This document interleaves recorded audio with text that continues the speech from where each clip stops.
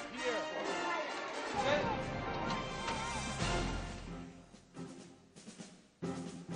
Welcome to Freedom Watch Afghanistan. I'm Tech Sergeant Gene Taylor.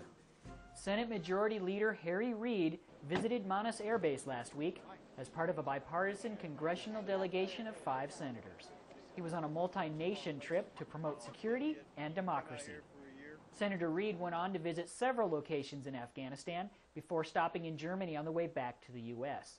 While in Berlin, the Associated Press reports that Senator Reid said NATO forces in Afghanistan are showing impressive results despite the recent rise in violence. Senator Reid spoke about how reconstruction efforts are improving the lives of ordinary Afghans, and he believes the Afghan military is showing promise and will soon be able to shoulder more responsibilities. But Senator Reid also said corruption in the Afghan National Police Force remains a serious problem. The Korean hospital performs a very important humanitarian mission at Bagram Airfield, Afghanistan. Airman First Class Gina Mulder shows us their staff of 12 Korean medical workers that train 15 Afghan medical workers to be doctors, nurses, and lab techs.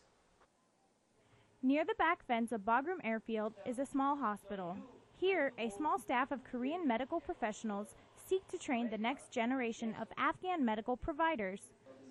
Our missions are two. One is humanitarian treatment, and also we train Afghan medical workers to build up human capacity and also strengthen the Afghan healthcare system. A Korean and Afghan staff member work together to diagnose patients. The Koreans show their students how to use medical equipment, prescribe medication, and the importance of keeping proper medical records. Despite the large need for medical care in Afghanistan, doctors here keep their caseload small.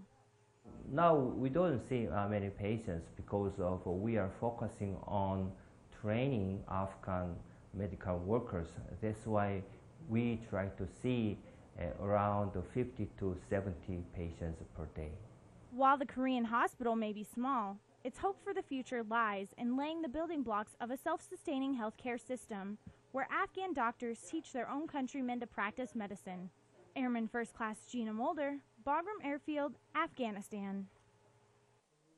Now here's a look at your photos from the field.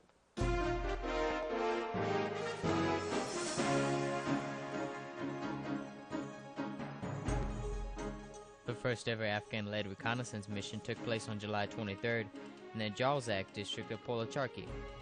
The Afghan National Army's 201st Corps, 3rd Kandak, 3rd Brigade, led the mission with the help of the Marine Corps embedded training teams.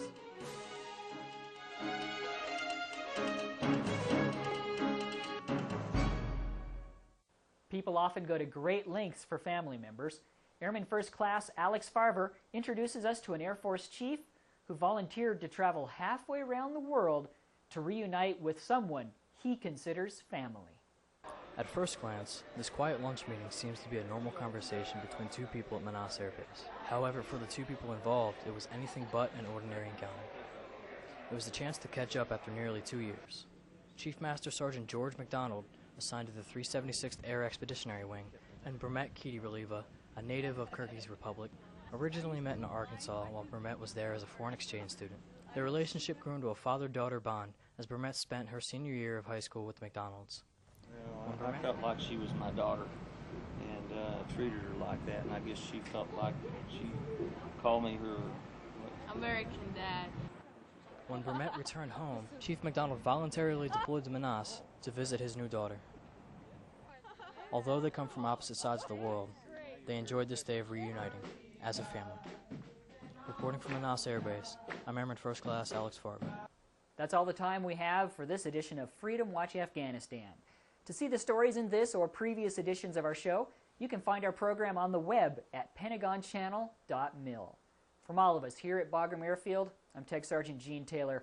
Thanks for watching, and have a great day.